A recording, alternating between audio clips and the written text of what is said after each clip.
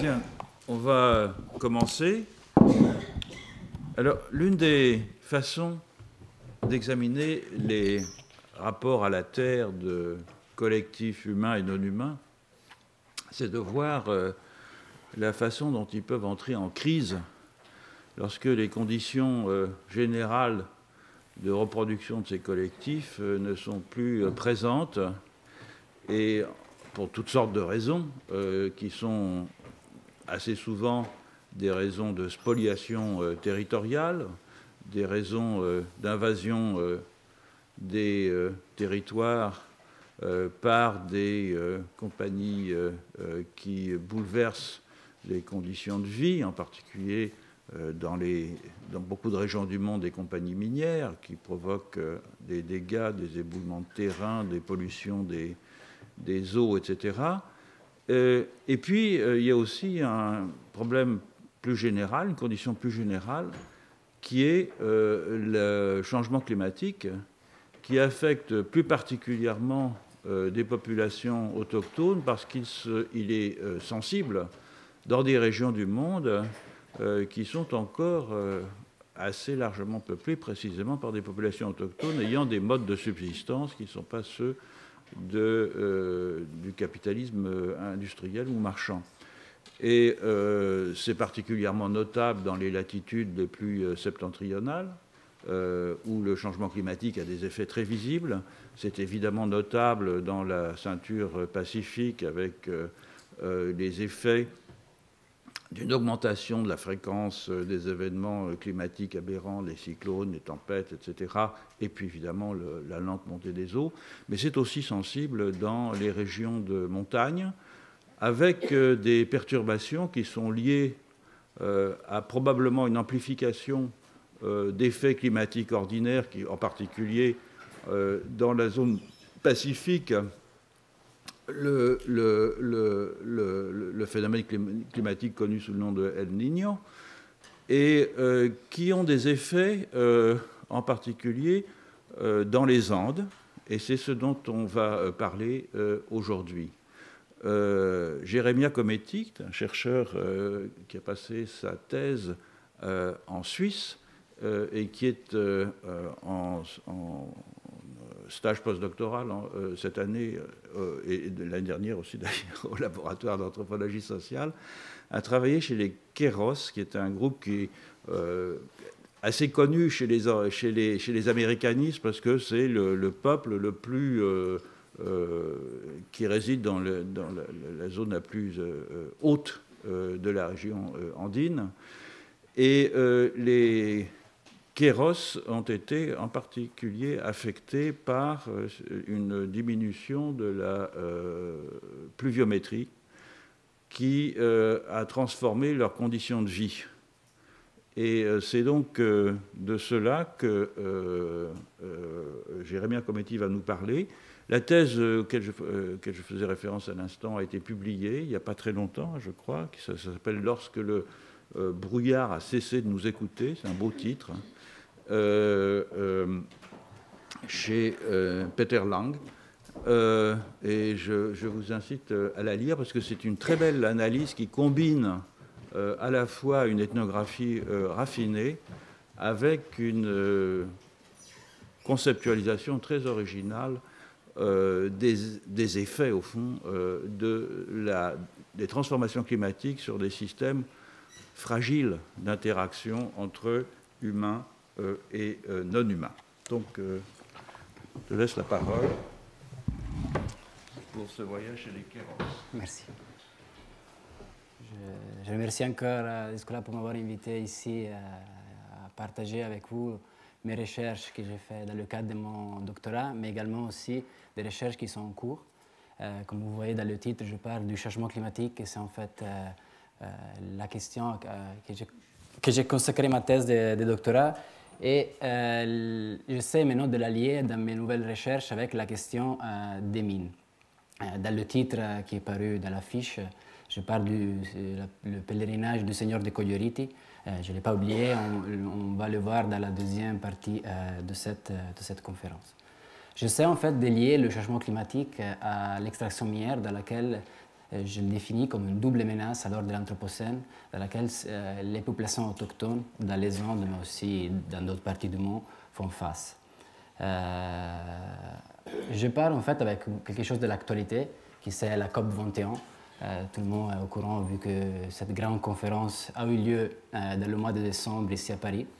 C'est intéressant cette scène-là parce que le ministre, l'ancien ministre désormais des Affaires étrangères, Laurent Fabius, a plusieurs fois remercié son prédécesseur, Manuel Pulgar Vidal, qui est le ministre de l'Environnement péruvien, pour les efforts que le Pérou a fait pour arriver à cet accord entre guillemets universel de Paris de 2015. En fait, le Pérou a organisé la COP 20 à Lima en décembre 2014, qui a mis en fait les bases pour l'accord de Paris. Donc en fait, le Pérou, comme il l'évoquait le professeur Descola, est très affecté par le changement climatique et cela s'explique dans son investissement dans les négociations.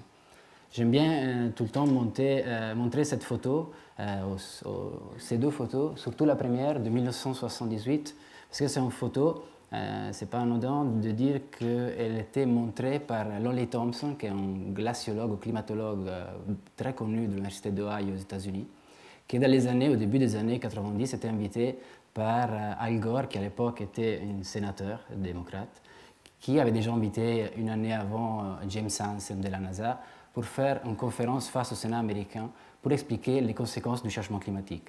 Et c'est assez symbolique de montrer que Lonnie Thompson a choisi en fait comme élément d'expliquer le changement climatique. On est dans une phase dans laquelle le GIEC a été créé en 1988, donc les politiciens ne parlent pas trop du changement climatique. Et lui, face au Sénat, il montre la fonte des glaciers de la calotte glaciaire de Quelcaya, qui c'est la calotte glaciaire la plus grande des tropiques, qui dans les derniers 40 ans a perdu plus de 50% de sa couverture glaciaire.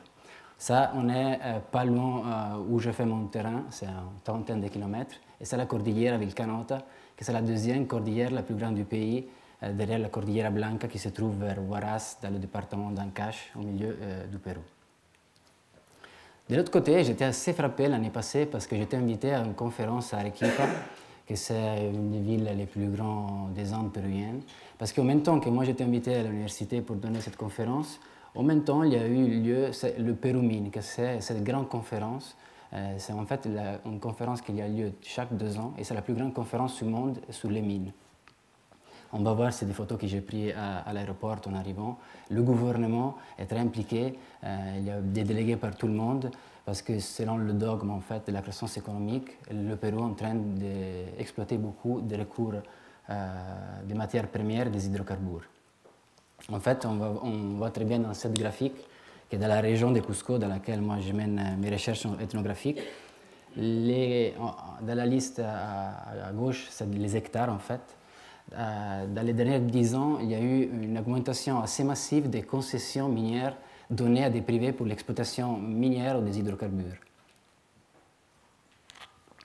Quand je parle des concessions, en fait, je ne parle pas en fait qu'il y a déjà des mines maintenant, mais c'est des titres qui viennent octroyés notamment par le ministère d'énergie et mines à des entreprises privées qui peuvent creuser le sous-sol. En fait, selon la loi péruvienne, le sol reste des propriétés aux communautaires, aux privés, mais le sous-sol peut être exploité.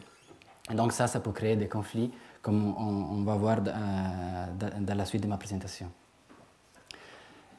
Cette concession minière a commencé au début des années 90, grosso modo à l'arrivée au pouvoir d'Alberto Fujimori, qui a implémenté beaucoup de politiques dites néolibérales, mais il a été suivi aussi par Alejandro Toledo dans le gouvernement qui est arrivé après, Alan Garcia et celui aussi de Ollanta Humala.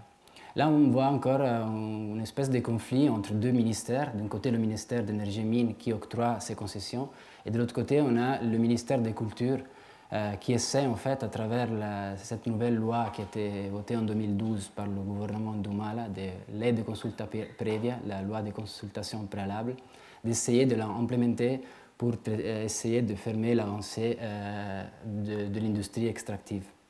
Le problème, c'est qu'on ne sait pas trop encore bien comment mettre en place cette loi.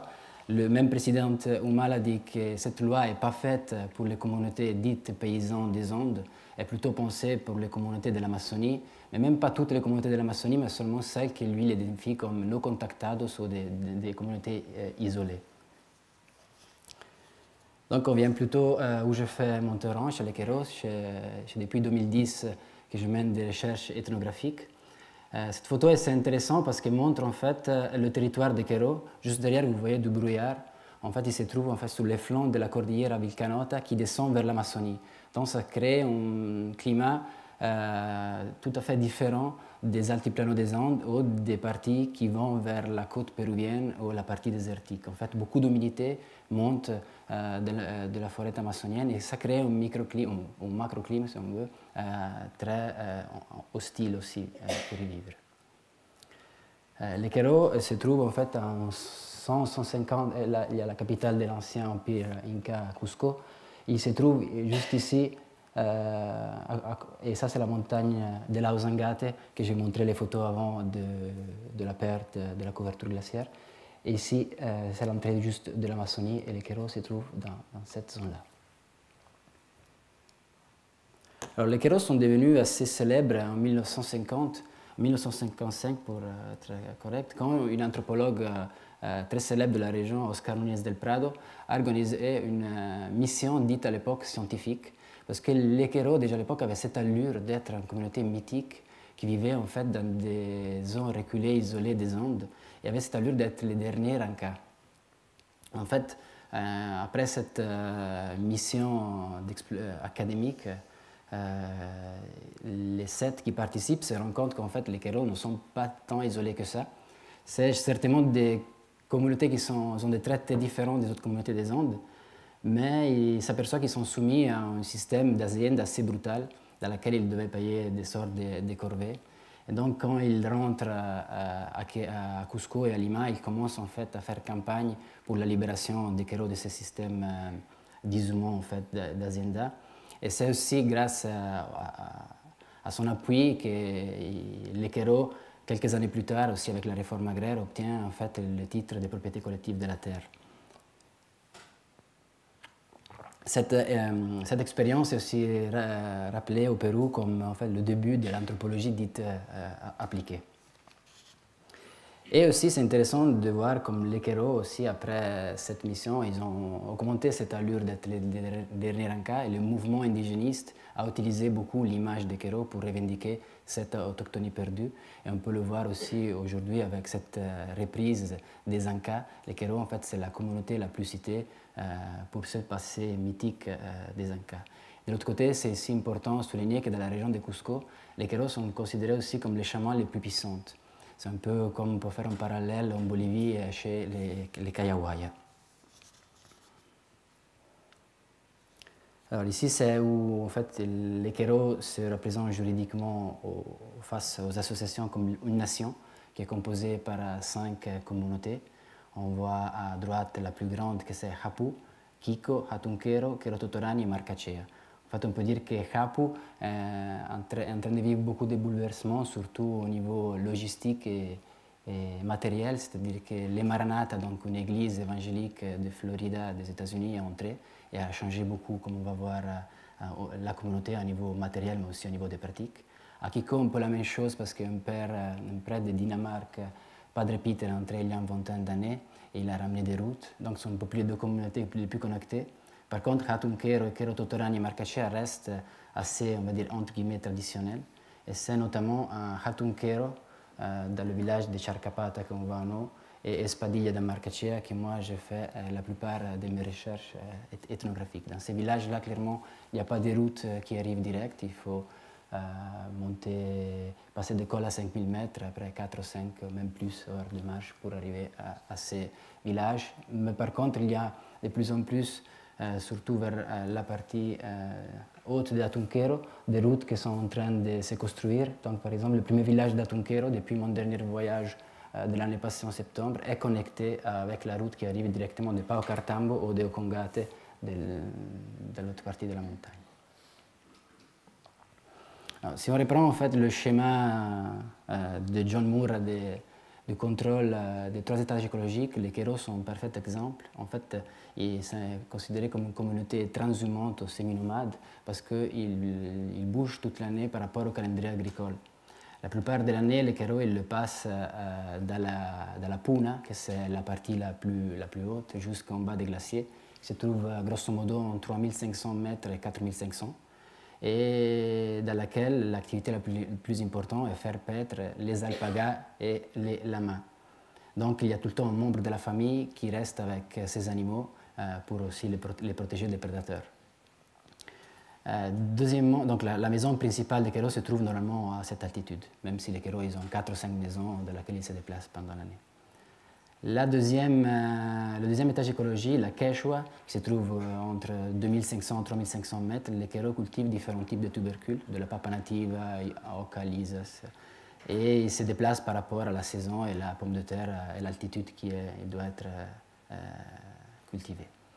Et enfin, on trouve la Yunga, la Seca de Selva, que c'est la partie la plus basse qui se trouve juste à l'entrée, comme on va voir dans la végétation, de l'Amazonie.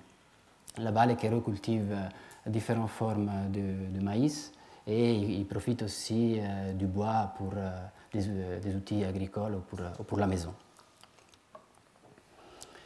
Alors, quand je suis arrivé dans le cadre de mon doctorat et tout encore, le changement climatique, l'objectif principal de mes recherches, c'était de démontrer que la plupart en fait, d'études qui travaillent sur le changement climatique, donc j'utilise dans mes recherches le cadre théorique du professeur Philippe Descola des 4 modes d'identification aux 4 ontologies. Dans ces cas-là, je ne prends que 2, c'est-à-dire le naturalisme et l'analogisme, comme on va voir plus tard, c'est le mode d'identification plus répandu dans les Andes et chez les Quéraux notamment. C'est-à-dire qu'en lisant beaucoup de recherches sur le changement climatique et l'impact du changement climatique, notamment chez des peuples autochtones, on a tendance en fait, à avoir une approche très adaptative, c'est-à-dire basée sur la dichotomie nature-culture, de voir juste comme ces communautés s'adaptent au changement climatique sans vraiment prendre en compte comme ils l'expliquent.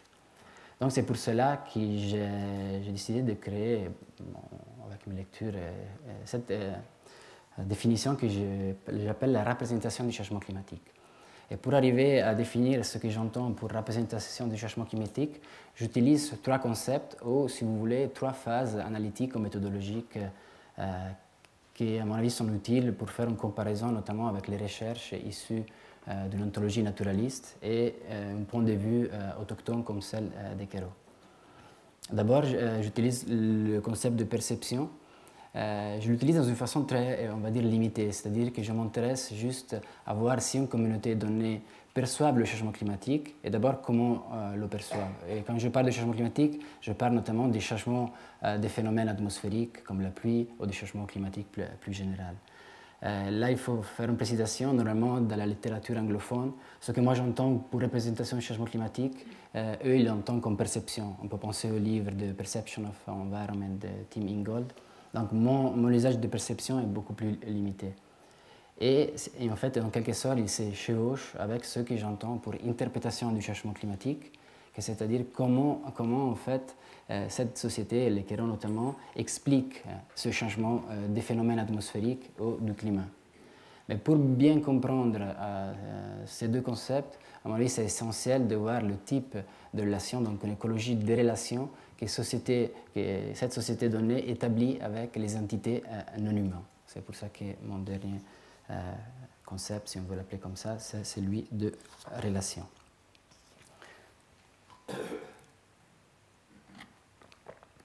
Donc si on vient au premier concept, celui de perception, comme il a justement souligné le professeur Descola, la raison en fait qui m'a fait aller à Quéraux, c'était d'abord la fonte des glaciers.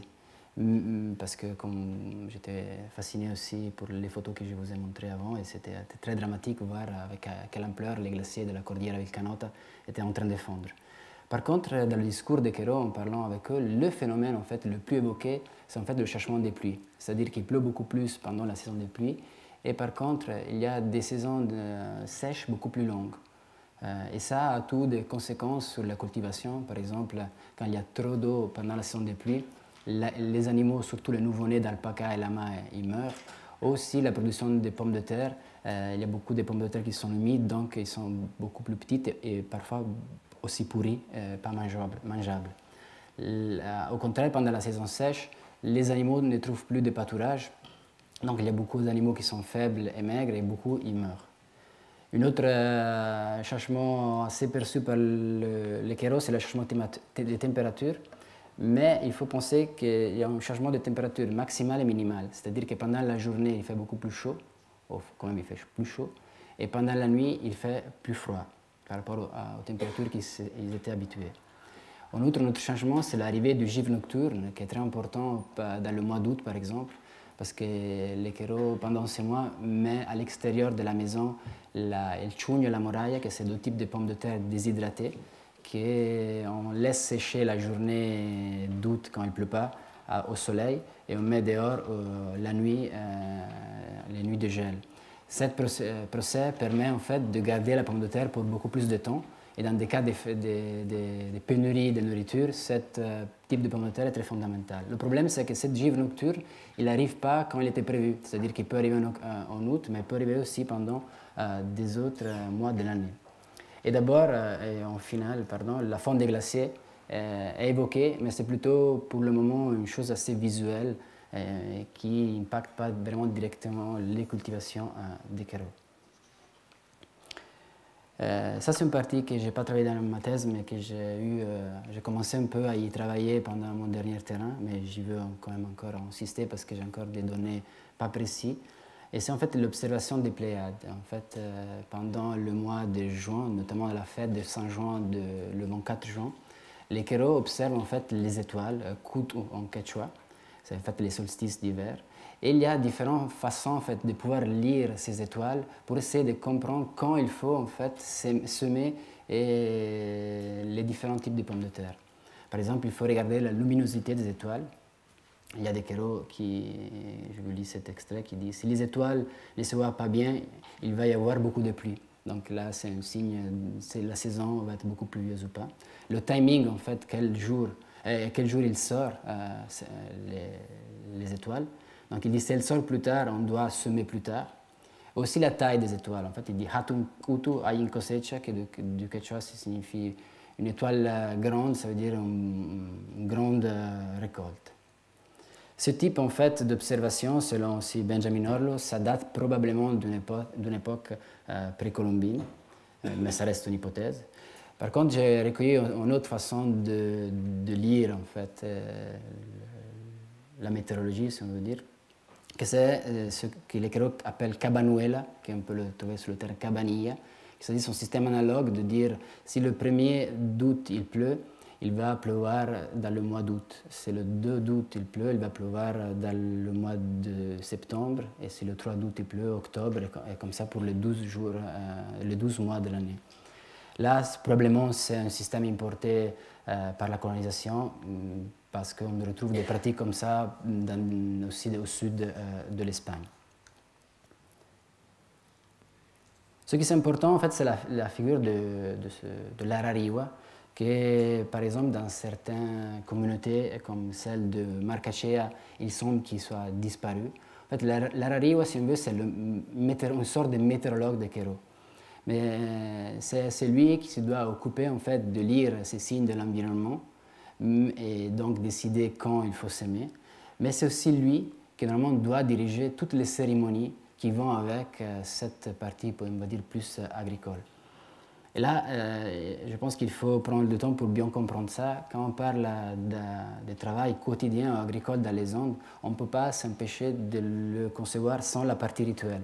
Une partie rituelle, ça peut vouloir dire juste d'offrir des petites gouttes d'alcool à la Pachamama, que c'est la Madre Tierra, la Mère Terre, quand on boit une boisson alcoolisée. Ou de souffler, par exemple, un quinto de feuilles de coca, donc 3 feuilles de coca.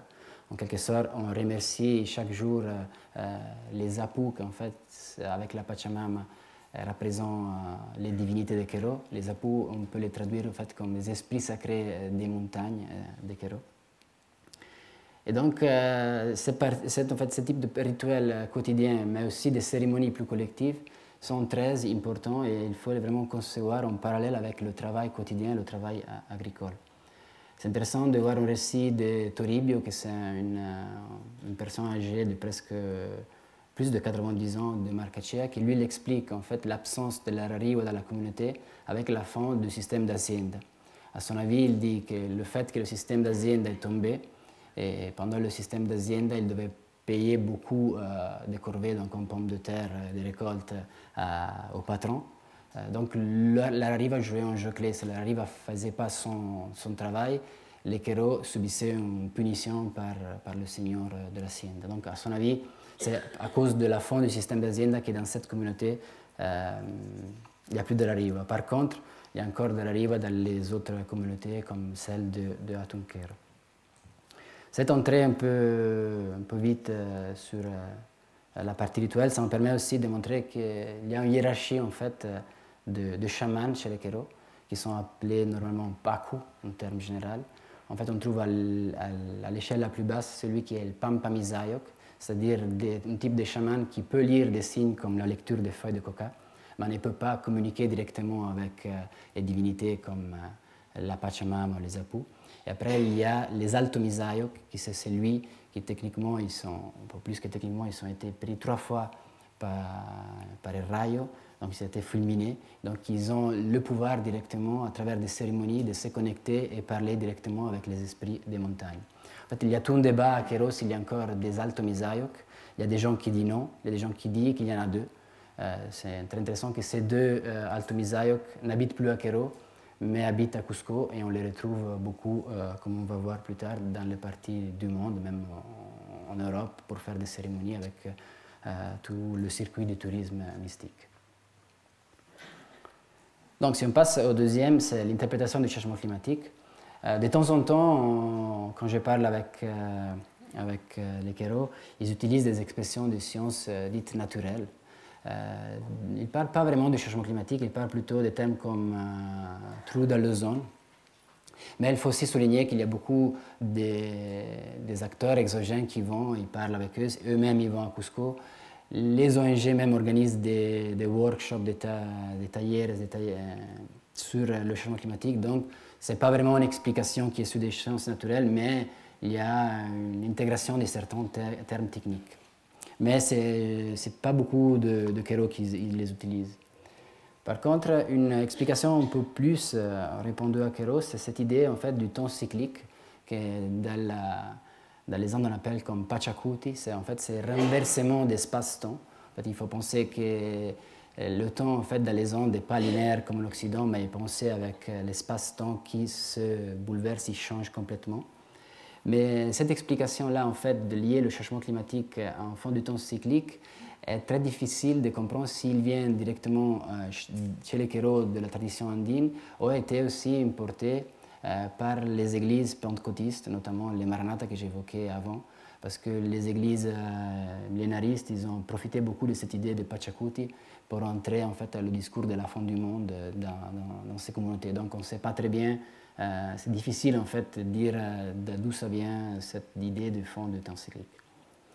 Par contre, l'explication en fait la plus répandue que j'ai essayé, même si c'est assez hétérogène, de résumer avec l'expression que j'écris, que cette dégradation des relations de réciprocité avec leur divinité, les Apus et la Pachamama. Et on va voir plus dans les détails dans les prochaines slides. Je vous invite à lire avec moi ce qu'il m'a dit par exemple Marcelino de la communauté de Hapu, donc celle où se trouvent la plupart des Maranatha, qui nous dit « Quero va se perdre. Quelqu'un se souviendra de nous, mais plutôt en termes culturels et de façon superficielle. Mais les Apus ne nous écoutent plus. Ils sont fâchés avec nous car nous avons beaucoup de Maranatha. » Donc lui par exemple, il explique le changement climatique à travers le fait que beaucoup de gens se sont convertis à cette église pentecôtiste évangélique, et donc ils ont arrêté de faire un certain type de rituel, et c'est pour cela que Marcelino et d'autres expliquent le changement climatique. Là, on voit par exemple une église dans la communauté de Hapu, justement, et c'est intéressant parce que quand j'ai rencontré une des 2 Altomizayok que j'évoquais avant, il était assez triste quand je l'ai vu parce qu'il n'arrivait pas à soigner sa femme. En fait, sa femme avait un cancer à l'époque, et lui, il me disait « c'est la première fois que je n'arrive pas à soigner quelqu'un ».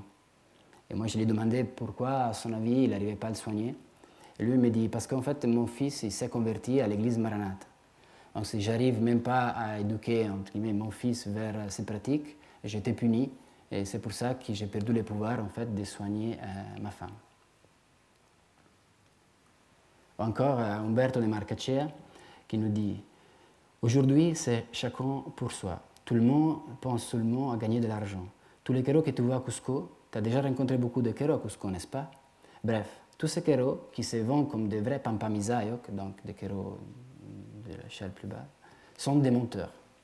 En fait, surtout, c'est pas une très belle jolie photo, mais dans le mois d'août, on trouve dans les routes de Cusco, notamment à côté de la place principale du Mercado de San Pedro, beaucoup de kéros qui descendent parce que le mois d'août, c'est le mois de la Pachamama. Donc, il y a beaucoup en fait, de requêtes de ces rituels chamaniques par les habitants de Cusco même, mais aussi pour les circuits touristiques. Donc, normalement, les kéros en août, mais aussi pendant les autres mois, mais surtout en août, ils descendent massivement des communautés et ils se placent dehors de cette boutique qui vend des dispatchs, donc du matériel pour faire une offrande cérémonielle. Et ils attendent que les touristes ou les gens de la ville viennent les chercher pour travailler avec eux. Encore, Basilio De Quero Totorani nous dit en fait que les générations passées savaient comment préparer les cérémonies et comment remercier nos apus et la Pachamama. En échange, les apus nous permettaient de cultiver et d'élever nos animaux sans difficulté aucune. Or, aujourd'hui, nous n'exécutons plus les cérémonies de la manière correcte. Beaucoup font des cérémonies juste pour en faire, mais ils ne savent même pas ce qu'ils sont véritablement en train de faire. En fait, on peut résumer ce phénomène avec un abandon et une mercantilisation, une marchandisation des rituels. C'est-à-dire que beaucoup en fait, des générations les plus jeunes ne s'intéressent pas beaucoup à la pratique rituelle. Ils préfèrent en fait migrer à Cusco et travailler dans le secteur de construction. Ou il y a beaucoup en fait, des chamans jeunes, comme c'est le cas dans la photo, qui sont de plus en plus connectés avec le marché touristique. Donc, ils sont en train, en quelque sorte, de mercantiliser leur rite avec le marché touristique et les habitants de la ville, à la place d'être dans la communauté et faire des rituels pour le bien-être de la communauté. Et ça, on le voit aussi, pour une troisième explication, les kéros qui, à l'intérieur de la communauté, se sont convertis à la religion Maranatha. Donc, en suivant encore le cadre théorique du professeur Escola, avec cette fois-là ces 6 modes de relation, j'ai essayé d'analyser en fait comme les kéros, à travers une écologie des relations, établissent des relations avec les entités non humaines. D'abord, on pourrait tout de suite dire qu'au niveau horizontal en fait, des relations entre des êtres humains, les deux en fait, modes de relation les plus utilisés sont l'échange et le don.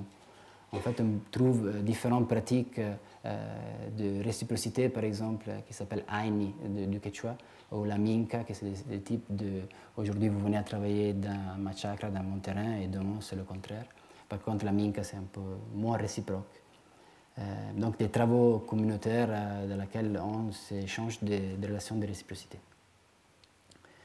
Par contre, ces relations de réciprocité, on les retrouve aussi, et ça, c'est une chose qu'on trouve peut-être moins dans la littérature, chez les animaux, chez les humains avec les animaux et les plantes.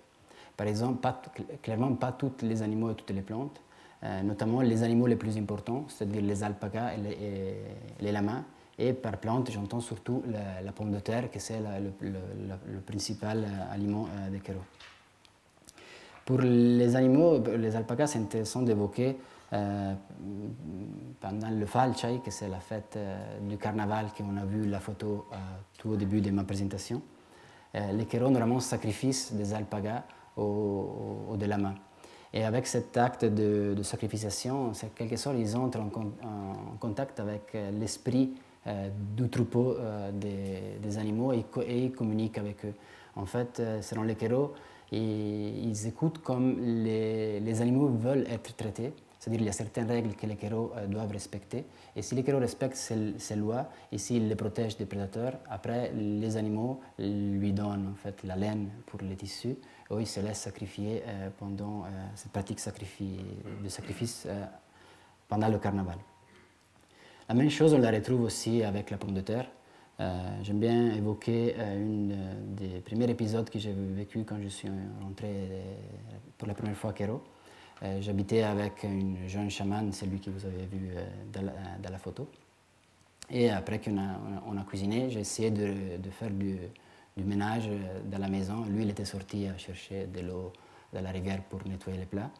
Et moi, j'avais trouvé ici un peu de peaux de pommes de terre qui étaient cuites, en fait, qu'on avait enlevées plus tard pour manger les pommes de terre avec les mains. Et d'autre côté, il y avait un peu des peaux de pommes de terre qui n'étaient pas cuites parce qu'on avait fait de la soupe avec les pommes de terre.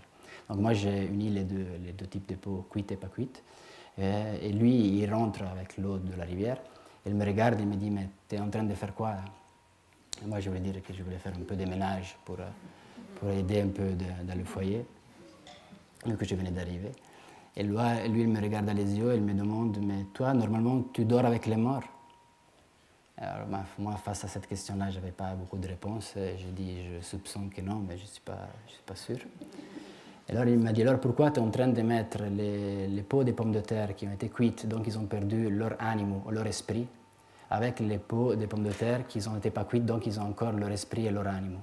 Donc il a séparé en fait, les pommes de terre cuites et crues et les a jetées dans le jardin, dehors de la maison.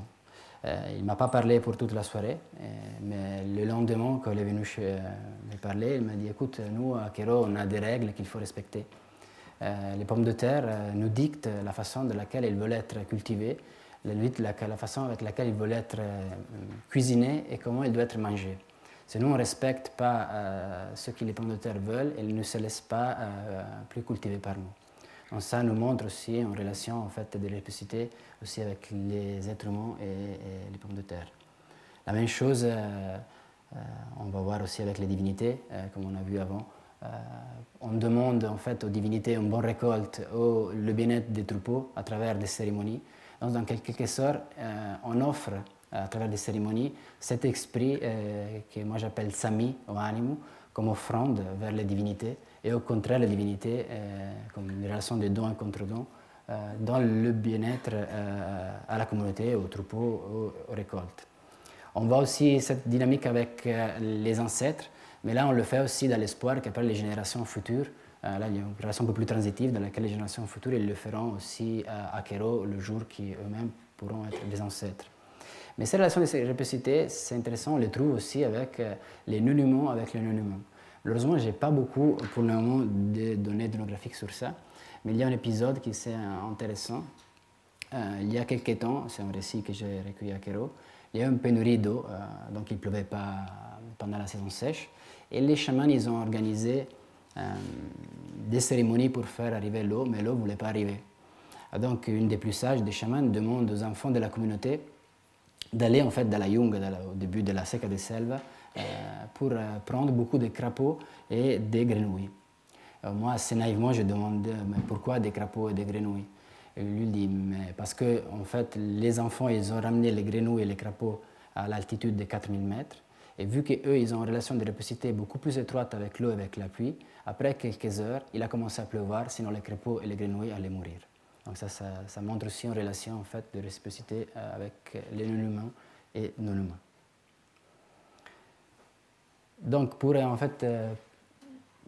mieux peut-être comprendre ce type de relation, moi je suis parti en fait du travail classique de Marcel Mauss. En fait, c'est 3 obligations, liberté de donner, recevoir et rendre. Mais en fait, Marcel Mauss a été beaucoup utilisé par les sociologues ou les anthropologues pour décrire surtout des échanges horizontaux entre des êtres humains. Ce qui était un peu plus en fait oublié, c'était en fait cet 4e thème qui évoque Marcel Mauss, qui Maurice Godelier définit comme 4e obligation, mais Marcel Mauss n'écrit jamais 4e obligation, il parle plutôt des 4e thèmes, qui sont en fait les dons des hommes aux dieux et aux hommes qui représentent les dieux. En fait, cette idée de don et contre-don n'est pas nouveau dans les Andes. Il y a Wachtel qui a déjà écrit et des autres auteurs qui ont déjà montré comme cette relation de réciprocité n'est pas juste horizontale avec les êtres humains, mais aussi verticale avec les hommes et les divinités. Ce qui est moins écrit, comme j'ai évoqué avant, c'était cette relation de réciprocité aussi parmi les non-humains et les plantes, les animaux, ou aussi les non-humains et les non-humains. Donc je suis parti en fait comme je l'évoquais avant, de la réflexion qui fait le professeur d'Escola sur la différence en fait entre le don et l'échange, parce que dans son ouvrage Part de la culture, Et le professeur Escola parle de la définition du don de Testard, dans laquelle la réciprocité n'est pas intrinsèque, chose qui en fait est intrinsèque dans l'échange. Donc, si on reprend aussi, comme il le fait bien Descartes dans son livre, à partir de l'idée de given environment, d'autonomie et dépendance ou de partage d'Ingold, on va voir que dans certains types de sociétés, on est face à un certain type de dons réciproques, c'est-à-dire qu'on a cette autonomie et dépendance de pouvoir faire un rituel en espérant qu'il y a au contraire le bien-être pour la communauté, mais on a tout le temps cette ambiguïté, on va dire, entre l'autonomie et la dépendance. C'est pour ça que j'ai voulu souligner le don et j'ai voulu ajouter la réciprocité juste à côté. Et j'ai ajouté en fait le terme asymétrique pour montrer en fait qu'on a affaire à des termes inégaux. Peut-être c'est plus correct le terme inégal, comme le souligne justement Karl Polanyi, qui normalement dit que la réciprocité sous-entend des mouvements entre des points de corrélation des groupes symétriques. C'est pour ça que dans mon travail de doctorat, j'ai parlé plutôt des dons réciproques asymétriques, mais plutôt, ce serait plutôt correct de parler des dons réciproques inégaux. Et vu que quand même le séminaire traite des questions des usages de la terre, je trouve intéressant ce qu'a écrit Marisol de la Cadena dans son nouveau livre. L'idée, c'est de being in Aïu, être dans l'Aïu. En fait, l'Aïu, normalement, c'est le terme le plus utilisé pour décrire, par les anthropologues, mais pas seulement, une communauté ou un village, si vous voulez, dans lequel les communautés andines vivent, normalement avec des différences quadripartites, comme on le retrouve chez Vachtel. Mais Marisol de la Cadena souligne comme normalement cette idée de Aïu est décrite d'abord comme un système de propriété collective par des intellectuels de gauche pour une demande de la propriété collective ou des partis de gauche, et surtout par les anthropologies classiques comme une relation en fait, de parenté parmi des êtres humains qui habitent un territoire donné. Mais il ne va pas vraiment plus au-delà de ça. En fait, en prenant en fait, une citation qui est dans le livre de Marisol de la Cadena, Justo Oxa, qui est un enseignant bilingue quechua-espagnol, il décrit l'Aïu de la façon suivante. Il dit que l'Aïu, c'est comme un tissage dans lequel les êtres, des humains, des animaux, des montagnes, etc., composent les fils. Les êtres dans ce monde ne sont pas seuls. Un fil par lui-même n'est pas un tissage. Un runa, donc un humain, est toujours dans l'Aïu avec des autres êtres. Et Marisol de la Cadena souligne comme étant important en fait, le verbe uiwai, qu'il est utilisé en fait, pour élever comme un enfant, pour se prendre soin des enfants, mais aussi cette idée d'élever, se prendre soin mutuellement en grandissant ensemble. En fait, l'Aïu, ce n'est pas juste des relations de réciprocité comme ça, mais c'est des entités humaines et non humaines qui grandissent, se développent ensemble dans un système de relations infini et dans un territoire comme la communauté. Et à mon avis, pour mieux comprendre ça, il faut aussi penser qu'il faudrait aller au-delà des termes classiques qu'on utilise dans les zones comme le Kai Pacha, donc le monde Tsi, le Anak Pacha, le monde d'en haut, et le Uku Pacha, le monde d'en bas. En fait, on a tendance en fait, à projeter cette image qui, à mon avis, vient du christianisme, qui se réfère un peu à l'enfer aussi et au paradis, mais aussi en fait, à l'idée de projeter vers les peuples autochtones cette dichotomie entre le monde d'ici et le monde surnaturel. Et donc, à mon avis, il faut bien comprendre que tout ce type de relations, même avec les divinités, avec les ancêtres, se développe dans un seul monde. Donc, il faut aller au-delà de cette dichotomie projetée par nous vers les Kéros, ou vers les sociétés autochtones en général. Donc si on doit reprendre, en fait, pour résumer, la représentation du changement climatique chez un collectif d'analogistes, on a bien vu que les Kéros correspondent tout à fait à l'ontologie analogiste, d'abord pour la façon les intériorités et les extériorités par rapport à tous les types d'entités. Mais aussi on le voit très bien dans la hiérarchie d'importance relative, c'est-à-dire par rapport à la relation qu'il y a en partant des divinités, les hommes, les animaux les plus importants, pour arriver aux autres types d'animaux. Cette représentation du changement climatique, ça aide en fait à aller au-delà, comme j'ai dit au début, de cette idée d'adaptation qui est très courante dans les études du changement climatique, fait, ce n'est pas vrai que les kéros ne changent pas des choses agricoles, des activités agricoles. Par exemple, ils sont en train de construire les maisons en pluie en eau. Mais ce n'est pas seulement juste avec ça que les kéros s'adaptent au changement climatique. C'est pour ça qu'il faut intégrer dans le discours toute la partie rituelle.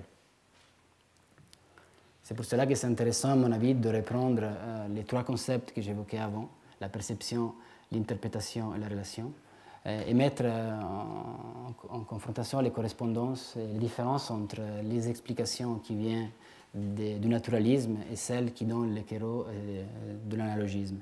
Si on prend en fait la perception, on trouve beaucoup de correspondances en fait, entre le naturalisme et l'analogisme. C'est-à-dire que les kéros perçoivent ce que nous, en Occident, on appelle changement climatique, même s'ils ne l'appellent pas comme ça. Donc il y a des changements de pluie, des changements de température, comme nous avons vu. Donc là, dans le premier concept, la comparaison est assez facile. La comparaison devient un peu plus compliquée dans les deux derniers concepts, l'interprétation et la relation. C'est intéressant, à mon avis, de voir qu'il y a une correspondance sur en fait, les pratiques qui sont mises en cause dans le naturalisme. C'est-à-dire que le naturalisme dit que c'est quand même la faute des êtres humains et des émissions de CO2 pour expliquer le changement climatique. Dans le cas des kéros, la faute est aussi pointée contre les êtres humains, mais pas parce qu'ils émettent du CO2, mais parce qu'ils ont arrêté certains types de pratiques rituelles. Donc on peut voir aussi une sorte d'anthropocentrisme, même tout à fait différent de l'anthropocentrisme typique du naturalisme, mais on trouve en fait la cause chez les êtres humains. Et clairement, si on prend le troisième concept de relation, le naturalisme s'enferme dans le fardeau de la dichotomie nature-culture. Par contre, dans l'analogisme, on a vu que cette dichotomie est bien dépassée avec tout son schéma de relations réciproques entre les êtres humains et non humains. Donc, je voulais terminer cette première partie sur le changement climatique avec une question. En fait, l'État prend la place de divinité, parce qu'il y a un article d'un anthropologue suédois, Carsten Parengard, de l'université de Göteborg, si je ne me trompe pas, qui travaille dans la région de Colca, donc au sud du Pérou, dans la région de Arequipa, dans laquelle lui il fait ses recherches ethnographiques. Et il affirme, en fait, en partant de ce cas ethnographique, en le généralisant vers les communautés des Andes, qu'à cause, en fait, de ce que lui appelle la globalisation, et le contact de plus en plus avec même les communautés les plus reculées avec des acteurs occidentaux comme des ONG qui sont beaucoup plus présents, l'État même, ces communautés, les communautés des Andes en général, seraient en train en fait, d'abandonner des rituels parce que l'État, notamment dans la communauté dans laquelle lui travaille, ça serait substitué aux divinités.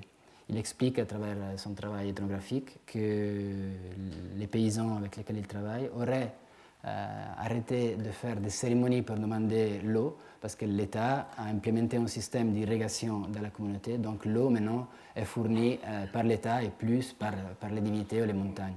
Donc à son avis, à cause de ces phénomènes, dans les Andes, les rituels sont en train de disparaître. Ça, c'est des photos que j'ai prises à Quero, le dernier voyage que j'ai fait à la fin de septembre. C'est un petit système d'irrigation qu'on voit, mais c'est le seul que j'ai trouvé et c'est très limité dans un petit jardin d'une de Quero. Là en bas, on trouve par exemple des petites sacs en plastique pour protéger les nouveau-nés en février et mars, quand il y a la saison des pluies, donc beaucoup fort. Les pluies descendent beaucoup fort, donc les animaux peuvent mourir, surtout les petites. Et à droite, on trouve par exemple des injections chimiques qui arrivent clairement de la ville pour en fait éviter que les animaux, surtout les alpacas qui sont plus faibles, puissent tomber malades. Donc, à mon avis, on n'est pas, dans mon expérience à Quero, je ne partage pas l'avis de Carsten Parengard parce que je ne parlerai pas d'un vrai changement ontologique. D'abord parce que l'État pourrait probablement résoudre la partie de l'eau dans la saison sèche, mais ne pourrait pas quand même empêcher à la pluie de tomber dans la saison des pluies. Donc même l'État ne peut pas arriver partout. Et donc je ne pense pas que les rituels disparaissent comme ça du jour au lendemain. Et à mon avis, ça sera intéressant en fait, dans le futur de voir comment les kéros intègrent ces pratiques et ces acteurs exogènes.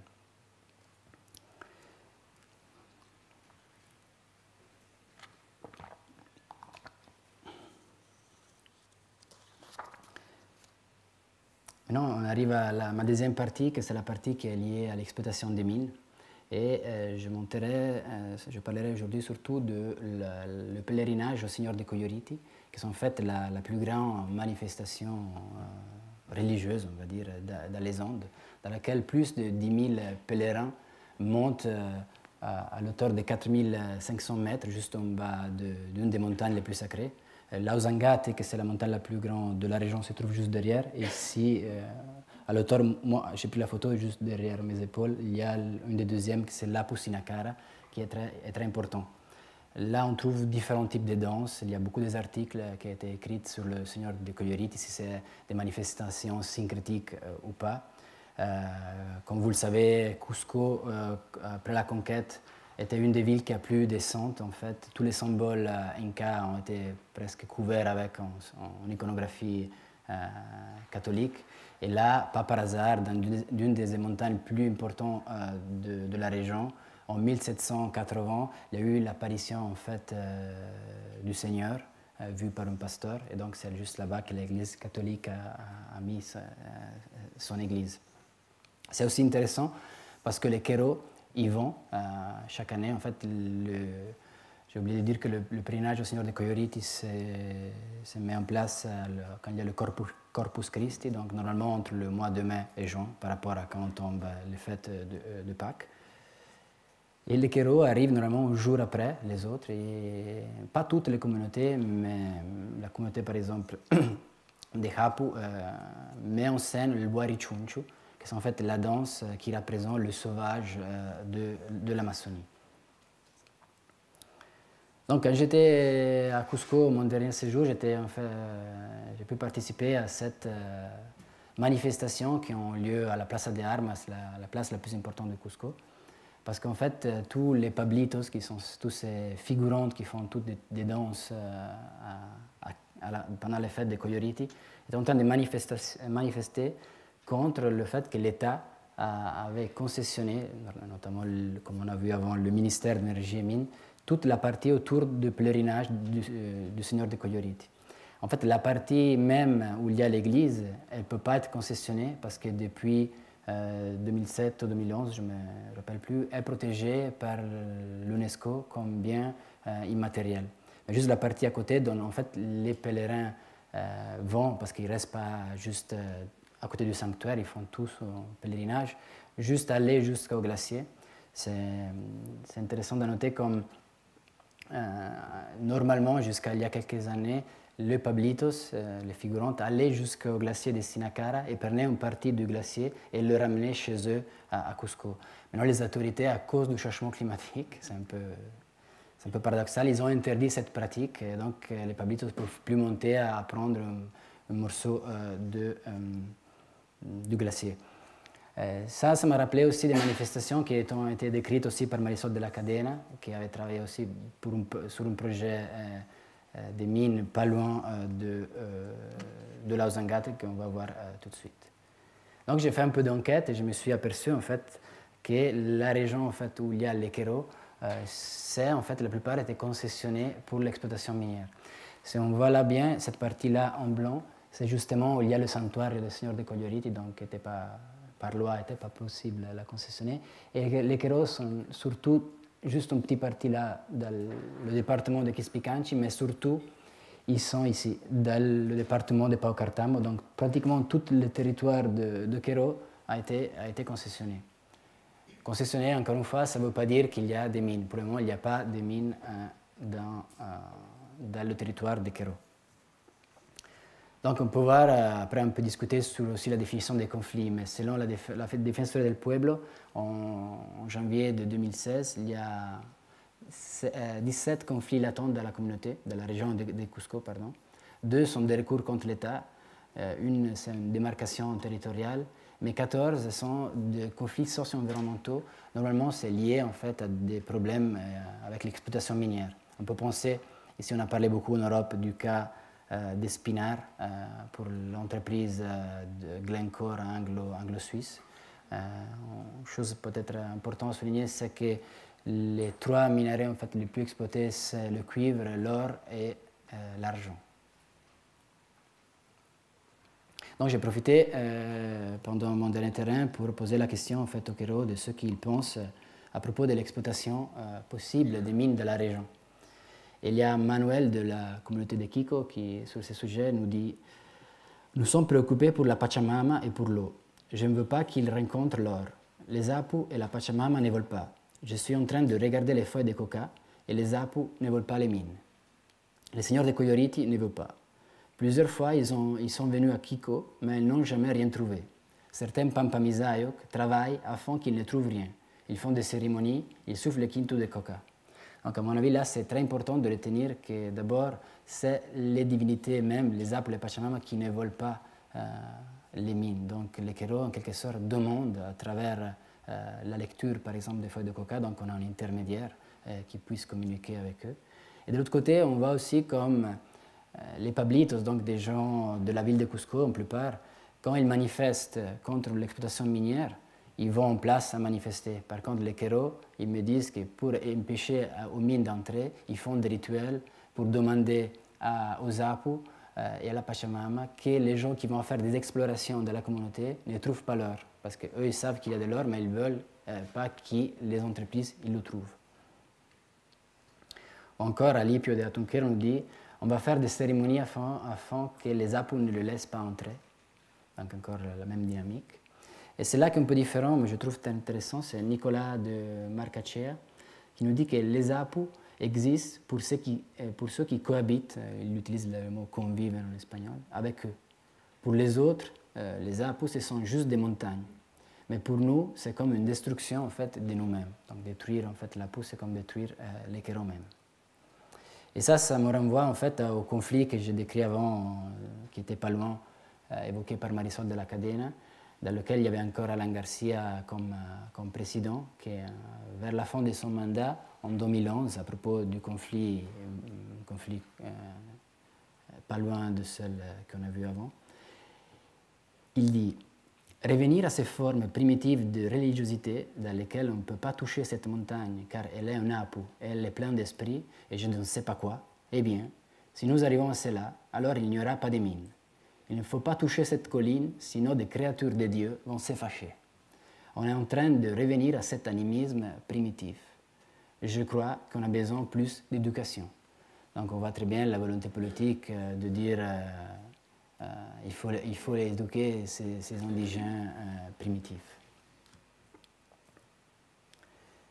Et je reviens à cette expression en fait, utilisée par Marisol de la Cadena, qu'elle parle de modern politics as usual, en reprenant en fait, le jeu des mots de economic ou business, pardon, as usual. Il parle comme dans son livre qu'en août 2014, elle dit la montagne, la Ozangate dans ce cas que vous voyez à mes épaules, a gagné et la compagnie minière a perdu. Mais dès les négociations en fait, entre les activistes, donc quand je dis activistes, c'est des ONG qui ont essayé de défendre les intérêts des autochtones, mais aussi les paysans eux-mêmes, dans les négociations avec l'État et la compagnie minière, ils ont dû cacher en fait, la présence des entités invisibles, des entités non humaines. Donc la montagne, l'Apu, on va dire la Ozangate, n'était plus un Apu, c'était justement juste une ressource exploitable, ou juste une ressource naturelle à conserver. Donc le fait qu'il y avait des esprits et sa volonté ou son intentionnalité a été retiré dans les négociations. Et pour comprendre en fait ce type de conflit, Mario Blas en fait les définit comme des conflits au niveau ontologique en fait. Il propose donc une ontologie politique des conflits qui sont dits environnementaux. Dans sa démarche en fait, il fait une critique vers les approches de l'écologie politique et de l'économie politique qui ont tendance à avoir en fait ce type de conflits au niveau épistémologique, c'est-à-dire en fait deux perspectives, on va dire culturelles, vers une réalité objective, universelle, la nature et l'environnement, à la place de voir ce type de conflits comme des conflits qui voient deux cosmos ou deux mondes ou deux réalités complètement différents. Donc pour revenir en fait, à la patrimonialisation de l'UNESCO, c'est intéressant de voir comme au Pérou surtout, de plus en plus mis en place en fait, cette idée de patrimoine contre l'expansion minière, mais aussi dans une très belle conférence que j'ai assistée il y a 2 semaines ici, Barcelos Netos, montre aussi que cette patrimonialisation du Pérou aussi, et en quelque sorte empêche aussi l'avancée des églises évangéliques.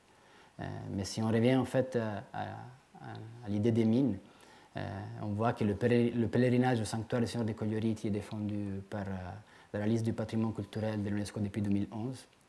Même la culture même de Quero est patrimoine de culturel et matériel du Pérou depuis 2007. La musique de Quero aussi 2011 et elle est en liste d'attente à l'UNESCO depuis 2011 pour être reconnue aussi comme dans la liste du patrimoine culturel et matériel.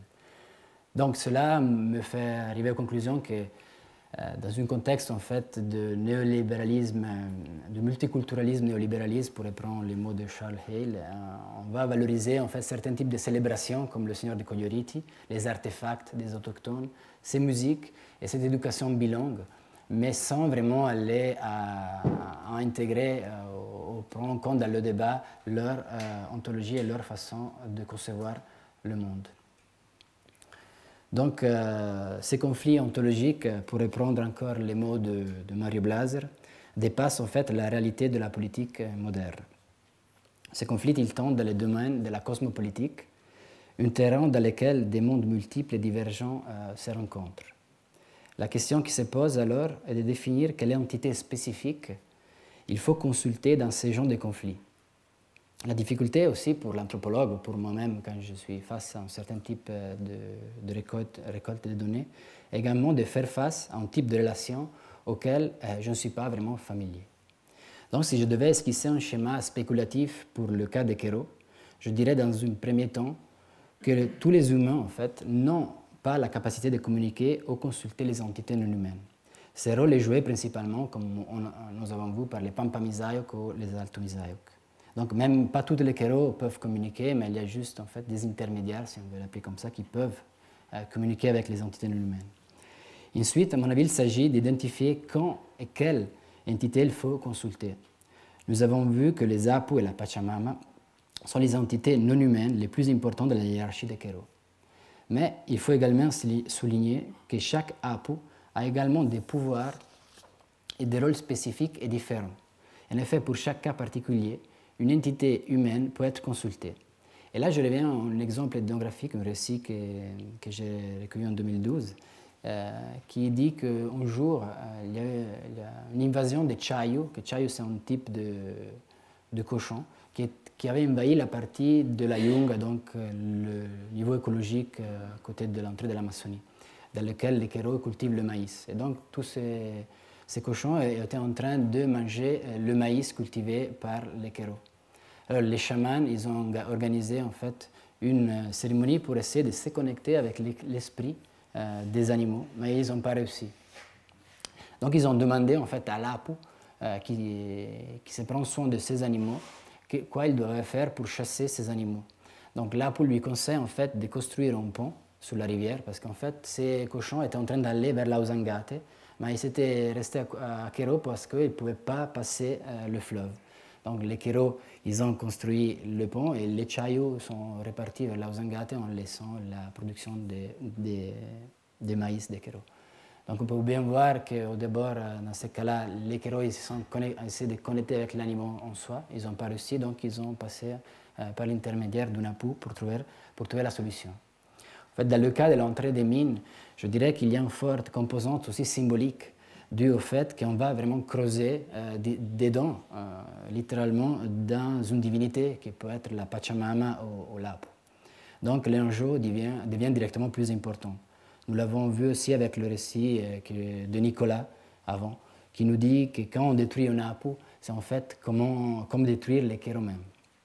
Donc je crois qu'à travers un travail ethnographique assez minutieux, on doit répertorier cas par cas quelles sont les entités non humaines que les Quero consultent. Là, pour revenir à parler des présidents de la campagne présidentielle, vu que dans 2 semaines, si je ne me trompe pas, il y a le premier tour des élections péruviennes, j'ai eu l'opportunité de rencontrer Verónica Mendoza, qui à l'époque faisait campagne pour les primaires de la gauche du Frente Amplio à Cusco. Et je lui posais, en fait, vu que c'est elle qui, dans les derniers 5 ans, a proposé beaucoup de lois contre l'exploitation minière au Parlement péruvien, Elle faisait partie du parti de Ollanta Humala, qui est maintenant au gouvernement, mais après les conflits d'Espinar, dans la région de Cusco, où il y a eu des morts, elle a quitté le parti et elle s'est unie au Frente Amplio. Et elle nous dit que je pense que le concept de Pachamama est celui qui intègre le mieux une série d'êtres vivants dont l'équilibre est garanti grâce à un respect mutuel à travers un lien spirituel. Nous avons encore un débat conceptuel à mener sur ce sujet. Nous comprenons parfaitement que la notion de territoire est beaucoup plus intégrale et complexe, contrairement à Alan Garcia, qui se moquait de nous et nous appelons primitifs parce que nous croyons en nos appuis. C'est clair, ça reste des mots de campagne électorale, mais il faut aussi voir qu'il y a aussi une nouvelle idée de politique de défendre dans une, même si c'est juste esquissé, les peuples autochtones face à l'exploitation minière. Et ça, c'est intéressant de rappeler, c'est un documentaire qui est sorti l'année passée sur le conflit de Conga en Cajamarca qui a fait beaucoup de morts dans les années passées. Et c'est intéressant, à mon avis, j'ai vu hier le documentaire La hija de la laguna qui montre comme le conflit est aussi un conflit lié aux ressources, mais aussi un conflit lié en fait en façon différente au niveau cosmopolitique de voir le monde. Donc j'aime bien le titre de montrer ce rapport en fait de parenté si on veut, aussi avec un élément non humain comme une lagune. Donc on a beaucoup parlé dans les dernières années du bien vivre, surtout en Bolivie et en Équateur, au Summa Causae, mais je crois que ce concept-là était un concept très bien résumé par des intellectuels équatoriens ou boliviens, et aussi des leaders indigènes ou des militants clairvoyants qui l'ont en fait adapté à la pensée, on va dire, occidentale. C'est pour cela que je propose en fait notre idée de cosmo-vivre. On reprend les mots de Simon Nyampara qui nous dit que nous voulons convivre, en fait, cohabiter avec les différents mondes, y compris les mondes des gens qui sont différents de nous, même avec le système capitaliste. Mais nous voulons aussi que nos propres manières de concevoir le monde, d'organisation et d'économie soient respectées. Pour arriver aux conclusions, je crois que le plus grand défi de mon projet et de réussir à rassembler au niveau théorique surtout ce que j'ai défini comme une double menace, on peut dire aussi à l'heure de l'Anthropocène, qui est le changement climatique d'une part et l'exploitation minière de l'autre. Le changement climatique, en fait, est une menace, on va dire, constante, qui se manifeste sous plusieurs formes et dont la provenance peut être perçue comme plus en fait abstraite. En revanche, le secteur extractif est plus tangible, la menace est plus immédiate et localement perceptible, car il est possible d'identifier immédiatement l'acteur à l'origine des dégâts socio-environnementaux. L'intérêt, à mon avis, de les analyser ensemble est double. En premier lieu, les effets globaux et locaux aussi du changement climatique ne peuvent pas être conçus sans prendre en compte le secteur extractif. Même si on est d'accord que les conséquences du changement climatique là sont plutôt au niveau local et ce n'est pas vraiment la faute du Pérou qu'on se trouve dans ce système perturbé aujourd'hui. En deuxième lieu, dans les deux cas, donc dans le changement climatique et dans l'extraction minière, les sociétés andines doivent faire face à ces menaces en recourant aux rituels, en intégrant aussi la volonté et l'intentionnalité des entités non humaines dans la prise de décisions politiques. Or, la grande question pour les prochaines années sera d'analyser l'importance du rituel et des entités non humaines dans des sociétés andines qui sont de plus en plus exposées au monde moderne occidental. La chute de Sendero Luminoso a provoqué une explosion touristique massive dans la région. L'État, on a vu avant, les ONG sont omniprésents et les compagnies minières se multiplient. Certains chercheurs, comme on a vu par Engar, affirment que les sociétés andines auraient cessé d'organiser leurs rituels pour demander une bonne récolte aux divinités, et l'État aurait remplacé en quelque sorte ces divinités. Au regard de mon expérience chez les Quero, je ne partage pas cet avis et je pense qu'on ne peut pas parler d'un réel changement en tournant ontologique. Au contraire, l'aspect, à mon avis, intéressant pour le futur sera d'analyser comme les Quero et des autres sociétés dans les Andes en général intègrent dans leurs pratiques ces agents et pratiques exogènes. Pour ces raisons, un travail ethnographique avec une approche cosmopolitique, prenant en compte la présence des entités non humaines dans des discours dominés par une conception occidentale de l'État, peut proposer, à mon avis, une nouvelle forme de politique qui serait alors capable d'intégrer ces entités dans un débat en décolonisant les pratiques typiques de l'État moderne. Je propose donc un dialogue dans lequel différentes ontologies et différents cosmos peuvent coexister, ou pour reprendre le terme de Simon Nyampara, peuvent convivre. Et je vous remercie pour l'attention.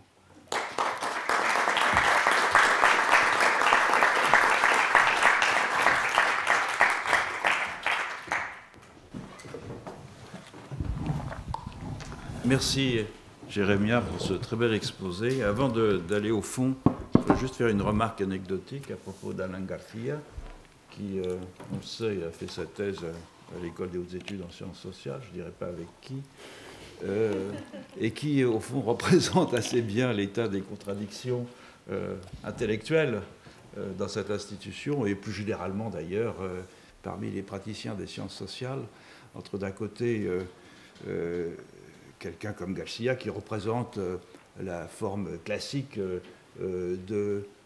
disons, du progressisme développementaliste, considérant que les populations autochtones du Pérou vivent encore dans les ténèbres de la superstition et qu'il faut les en tirer grâce à des politiques agressives de développement, et d'autres qui pensent que la situation est sans doute plus compliquée et qu'il faut prendre en considération ces populations dites primitives et tâcher de construire des projets communs dans ces pays. Voilà, donc la contradiction persiste et elle est encore présente à l'heure actuelle à l'École des hautes études en sciences sociales. Je voudrais maintenant revenir plus généralement sur la question de la très grande difficulté que tu as bien montré d'avoir à reconceptualiser les questions du développement au sens large lorsque, comme c'est notre cas tous les deux, nous avons des doutes sur la notion d'adaptation. La notion d'adaptation, on peut le montrer facilement, ne rend pas véritablement compte des relations complexes qu'un collectif humain tisse avec un certain nombre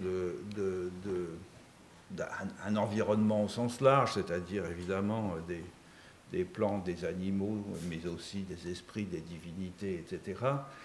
Et c'est ce que l'anthropologie, d'une certaine façon, même si elle ne l'a pas thématisé, n'a cessé de montrer au cours des dernières décennies, depuis longtemps déjà, sans en prendre toujours d'ailleurs la mesure et sans le problématiser.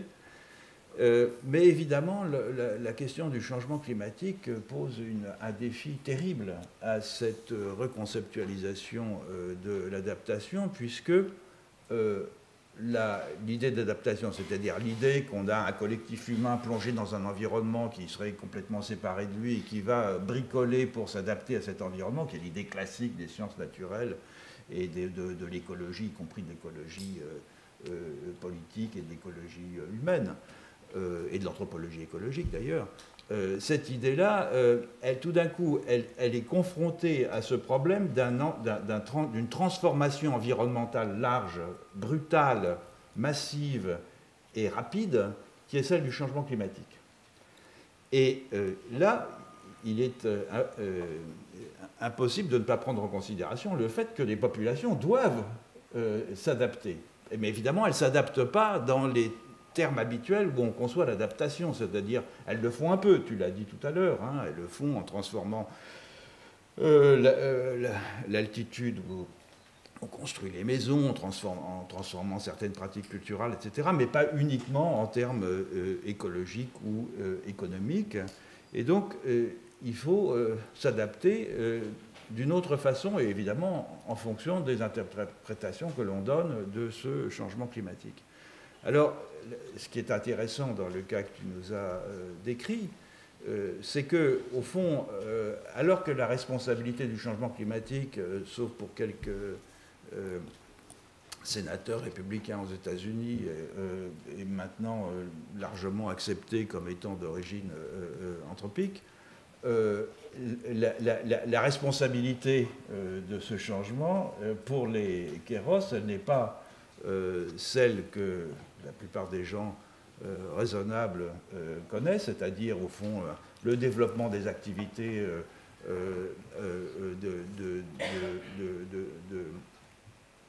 industrielle et l'utilisation massive d'énergie fossile à partir de la révolution industrielle, et donc la responsabilité des nations qui ont été à la pointe du développement industriel et qui ont répandu en fait la révolution industrielle partout dans le monde, la responsabilité, ils la prennent sur eux. Et ils la prennent sur eux parce que c'est une caractéristique, à mon sens en tout cas, de ce que j'ai appelé des collectifs analogistes, de considérer qu'il y a des jonctions, des correspondances entre différents niveaux de ce grand système socio-cosmique que constitue chaque collectif analogiste, et que par exemple, lorsque l'on a arrêté de pratiquer des rites, eh bien, il y a des conséquences en termes de pluie excessive ou de sécheresse, que l'inceste peut provoquer des désordres climatiques, etc. C'est une chose absolument classique, on trouve ça aussi bien dans les Andes qu'en Afrique de l'Ouest ou qu'en Asie du Sud-Est. Donc c'est une des caractéristiques de l'analogisme. Autrement dit, les systèmes d'interprétation caractéristiques des collectifs analogistes sont ici employés pour renvoyer en quelque sorte la responsabilité de cet événement sur les populations humaines qui se perçoivent elles-mêmes comme ayant abandonné au fond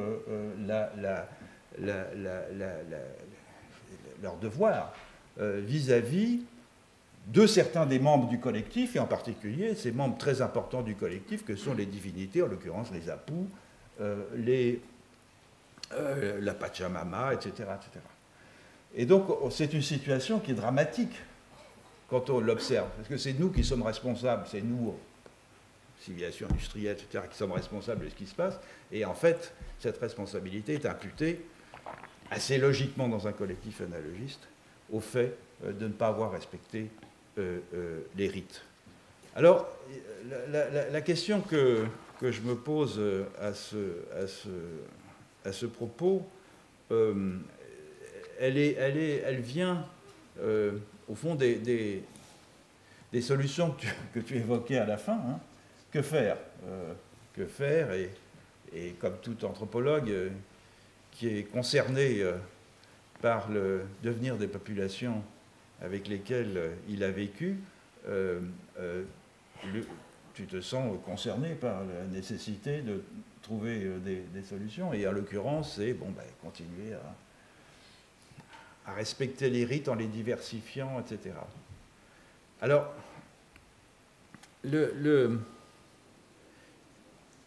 c'est une situation qui est très difficile parce que tu l'as dit, il y a une patrimonialisation touristique, disons, des cosmologies andines, dans laquelle, précisément, ces composantes du collectif que sont les apous, la Pachamama, deviennent des sortes d'arguments politiques dans un discours de niveau assez vulgarisé, disons, qui a beaucoup de... qui est bien pensant. Hein, je pense au Sumak Kawsai, par exemple, l'idéologie du bien vivre, qui, comme tu l'as noté, c'est particulièrement le cas en Équateur, une situation que je connais un peu, et effectivement le produit d'intellectuels progressistes qui se sont séparés, disons, d'une idéologie à la Alan Garcia pour essayer d'écouter un petit peu ce que disaient les populations locales, et qui ont remixé ça avec, disons, une idéologie de la coexistence et de la convivialité, ou bien, par exemple, l'introduction de la Pachamama dans la constitution de l'Équateur, etc. Donc tout ça, ce sont des espèces d'accommodements qui ont été proposés par des intellectuels qui sont d'anciens marxistes-léninistes, donc il y avait une vision quand même dans laquelle les populations autochtones avaient comme destinée de devenir l'avant-garde du prolétariat, et donc de se prolétariser, d'arrêter d'être des Indiens, etc., etc., et qui ont, dans une période de 20 ans, je me permets de le dire parce que je l'ai observé entre les premières années où j'ai mis les pieds en Amérique du Sud et maintenant, une période de 30 ans, disons, se sont complètement convertis, pour la plupart d'entre eux, pour beaucoup d'entre eux en tout cas, d'un point de vue à un autre. Et cela dit, la question qui se pose est quelle forme donner à cela. Marisol de la Cadena, dans son livre auquel tu as fait référence, note avec beaucoup de justesse, tu l'as dit, qu'une des caractéristiques des collectifs analogistes dans les Andes, bien sûr, c'est que l'Aïlou, c'est pas, comme on l'a longtemps dit, un groupe humain posé dans un territoire. L'Aïlou, c'est vraiment un collectif au sens où je les entends, c'est-à-dire une association d'humains et de non-humains, et on peut en dire autant de beaucoup d'autres formes sociales. C'est pour ça que je disais par exemple que lorsqu'on définit le clan comme un groupe de descendance ayant un ancêtre commun, c'est absurde parce que dans la plupart des choses qu'on traduit par clan, on s'aperçoit qu'il y a beaucoup plus que des humains. Il y a des territoires, il y a des sites, il y a des divinités, il y a des troupeaux, il y a des, etc., etc. Bon. Donc la question qui est au fond peut-être insoluble dans l'immédiat, qui sera peut-être un jour, mais qui est insoluble dans l'immédiat, c'est de savoir quelle forme juridique donner à des systèmes de ce type-là. Dans les années, à la fin des années 60, au Pérou, la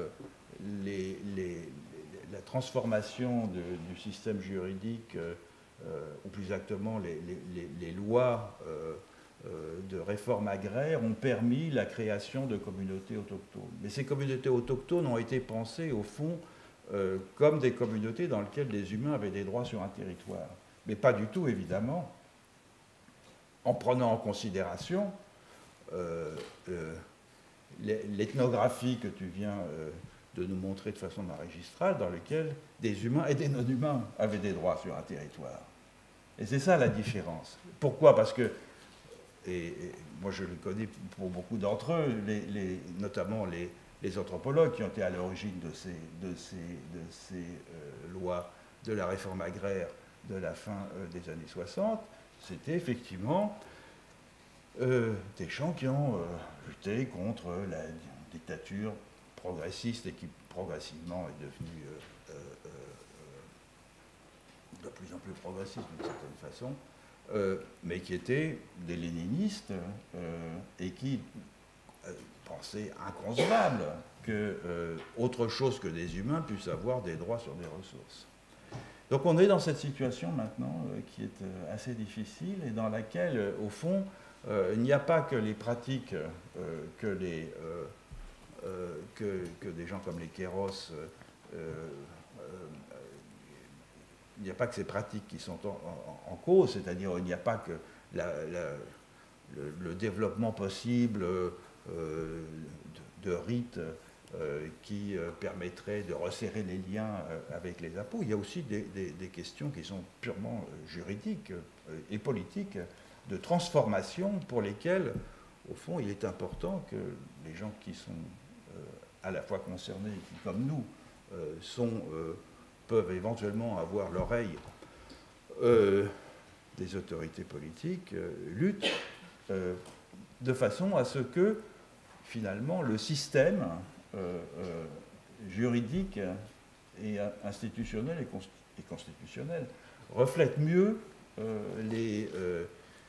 le type de collectif analogiste qui se déploie dans ces régions. Alors ça pose des questions très compliquées aussi, parce que il y a quelque chose qui m'a amusé lorsque tu as parlé à la fin du problème des cochons qui venaient détruire les maïs. C'est donc dans la zone des Yungas, c'est-à-dire c'est en bas, c'est très probablement des hardes de Pécari, donc on est là dans le monde amazonien, et effectivement, comme c'est un système d'archipel vertical à la Moura, dans lequel on occupe trois étages écologiques. Celui du bas, c'est l'étage où on ne peut pas être présent parce qu'on vit dans l'étage le plus haut, et donc c'est un système de transhumance permanent. Il peut y avoir quelqu'un qui va garder les champs de maïs, mais ce n'est pas suffisant pour les protéger des incursions des Pécaris. Alors qu'est-ce qu'ils font? Ils vont voir les Apous en disant il faut trouver une solution.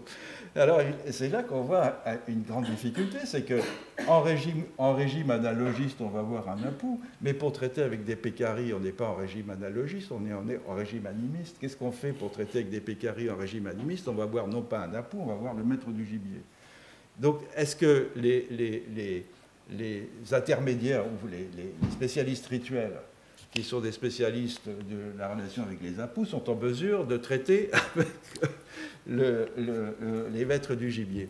Et dans des pays comme le Pérou, et bien d'autres, évidemment, dans lesquels on a des conflits ontologiques qui ne sont pas uniquement des conflits ontologiques entre le naturalisme et l'analogisme, mais des conflits ontologiques qui sont quelquefois beaucoup plus larges, la situation devient extrêmement difficile. Et au fond, c'est ça le défi qui nous est posé à nous, anthropologues, c'est d'avoir à concevoir des systèmes dans lesquels peuvent cohabiter des régimes ontologiques différents, mais qui ne sont pas des régimes ontologiques des oppositions binaires entre naturalisme et quelque chose d'autre, mais qui sont des régimes ontologiques beaucoup plus complexes. Alors, l'anthropologie peut apporter cela, parce qu'au fond, on s'aperçoit que dans toute cette zone du Piémont andin, ou plus exactement de la façade amazonienne des Andes, depuis la Colombie jusqu'à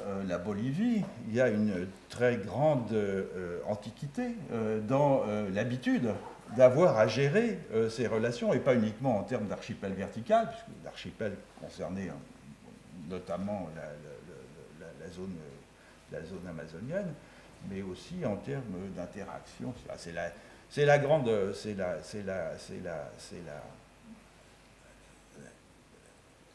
Ça ne s'est pas toujours passé de façon facile, hein. Bon, je ne vais pas faire un cours là-dessus. Voilà, donc au fond, je n'ai pas grand-chose à dire d'autre qu'un commentaire très général. Je crois que tu nous as vraiment très bien éclairci. Et au fond, la question que je pose, encore une fois, c'est que faire pour aller plus loin dans des situations de ce type-là, comme celle que tu nous as décrite. Voilà. C'est en fait la question à laquelle j'essaie de répondre avec mes nouvelles recherches, en sachant que c'est difficile de mettre sur le même plan le changement climatique et l'exploitation minière, parce que quand même ce sont deux phénomènes, je trouve, comme j'essaie de le dire, assez différents. C'est-à-dire que Mario Blas de l'ontologie politique ou Marisol de la Cadena s'y sont tout le temps penchés sur des questions de conflits des mines, mais pas vraiment des autres types de conflits ontologiques liés au changement climatique. Ça, on le voit aussi en Occident, dans le fait que c'est compliqué aussi trouver en fait un responsable. Par exemple, la montée des niveaux de la mer, on parlait avant de Tuvalu, les îles qui vont disparaître, qui est vraiment le responsable, qui a mis 25%. Donc, dans le même cas de le changement climatique dans les Andes, là, on a face à des choses un peu plus abstraites, plus difficiles, on va dire, à conceptualiser. Mais avec des exemples, on peut envisager de prendre les acteurs qui sont impliqués. Par exemple, dans le changement climatique, on va voir l'État qui est de plus en plus présent dans les communautés et des ONG qui arrivent avec des pratiques occidentales.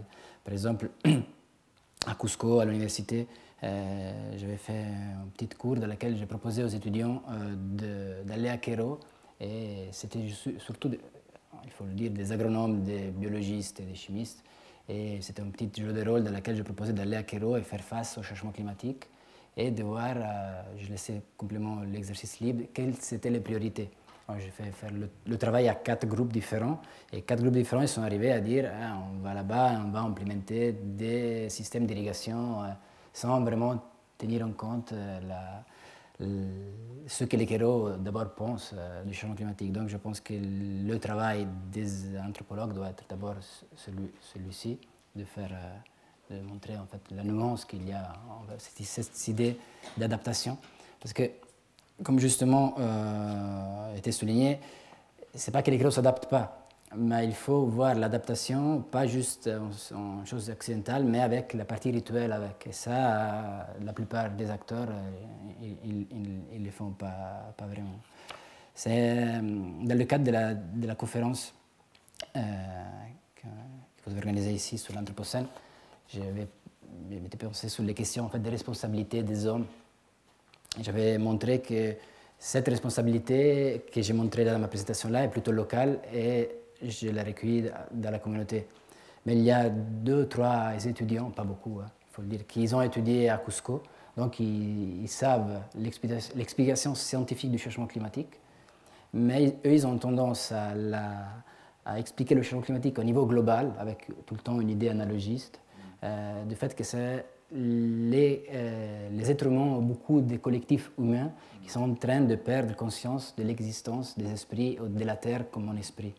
Donc, il reproduit le discours au niveau local, au niveau analogique, au niveau global, et ça, on peut la lire aussi comme une critique vers la présomption universelle du naturalisme, et c'est aussi une présomption de devenir tout le temps plus expansive vers les communautés, les communautés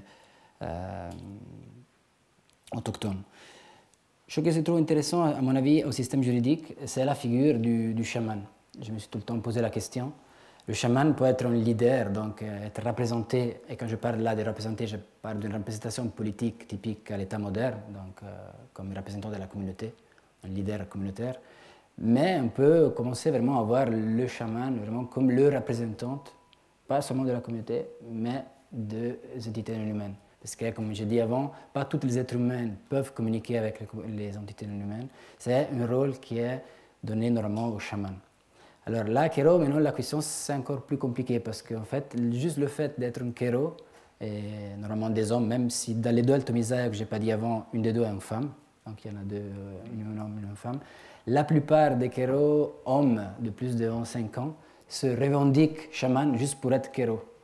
Donc il y a aussi beaucoup de communautés voisines qui voient les Kero juste des gens qui se profitent de l'allure qu'ils ont gagné dans le temps comme être les chamans les plus puissants. Et le mouvement indigéniste a fait beaucoup, comme j'essaie de le montrer, pour montrer cette figure mythique des Kero. Et dans les derniers 4 ans, maintenant, c'est plus le cas, mais je vois intéressant cette parallèle. La seule façon d'acheter un ticket pour aller à Machu Picchu, donc le symbole incaïque par excellence dans la région, était dans le site web du gouvernement. Et en bas, ils vendaient des tissus de Kero. Donc, même comme l'État utilise Kero à côté de Machu Picchu pour montrer cette passé mythique des Incas. Cela dit, il y a quand même des chamans qui sont plus puissants des autres, qui sont surtout beaucoup plus reconnus des autres dans la communauté. C'est vers ce type de personnalité qu'il faut aller à discuter, à mon avis, et prendre en compte. Cela dit, c'est un exercice compliqué, voire impossible, vu la conception de l'État d'aujourd'hui, mais je trouve que c'est intéressant quand même d'y travailler sur la question. Même si je suis un peu pessimiste sur les résultats. Oui, on paye, si on peut dire, le prix des réformes bolivariennes qui ont, au fond, aboli quel qu'ait pu être pour les indigènes en Amérique du Sud, en Amérique du Sud hispanophone en particulier, le poids des institutions coloniales, du système des haciendas, etc., il y avait comme des marges d'autonomie que les réformes bolivariennes ont abolies. C'est un grand paradoxe qu'au fond, ce qui est perçu comme étant une libération de la domination espagnole a abouti pour les populations autochtones à un rétrécissement de leur capacité de s'autogouverner selon des systèmes qui leur étaient propres. Voilà. Et donc, on est encore là maintenant.